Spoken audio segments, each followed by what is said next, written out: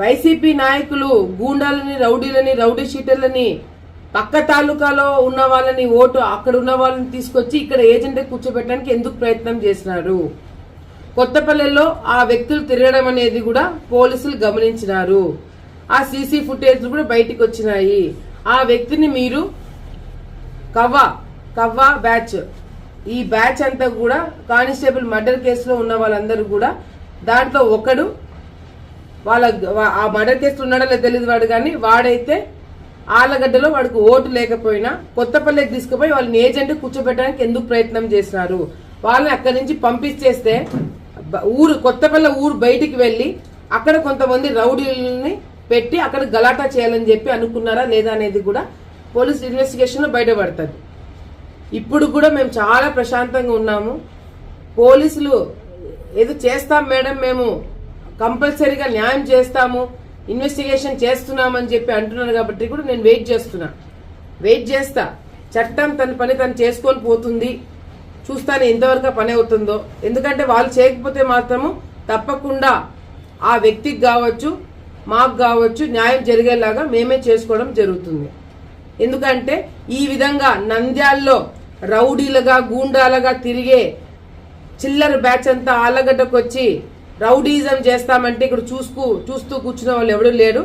అసలు నంద్యాల బ్యాచ్ వచ్చి ఆలగడ్డలో రౌడీజం చేస్తుంది. నంద్యాలలో రౌడీ షీటర్లు, నంద్యాలలో కాంట్రాక్ట్ మర్డర్లు రేపు పొద్దున మా మీద చేసినారు.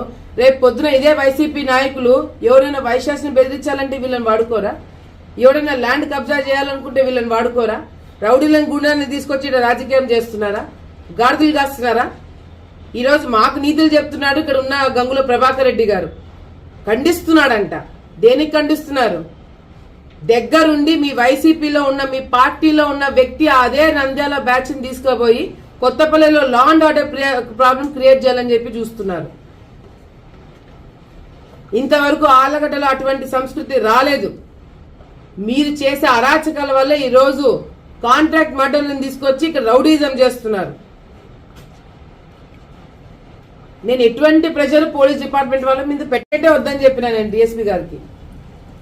నిన్న రాత్రి సిఐ వాళ్ళందరూ మొన్న రాత్రి మా ఇంటికాడికి వస్తే అసలు మేము కంప్లైంట్ ఇవ్వదలుచుకోలేము, మాకు వద్దు కంప్లైంట్, మేము ఇవ్వదలుచుకోలేము, మాకు నమ్మకం లేదు, పోలీస్ డిపార్ట్మెంట్ పైన కానీ వ్యవస్థ పైన మాకు నమ్మకం లేదు, మాకు ఎట్లా న్యాయం చేయించుకోవాలని మేమే చూసుకుంటామని చెప్పి చెప్పడం జరిగింది.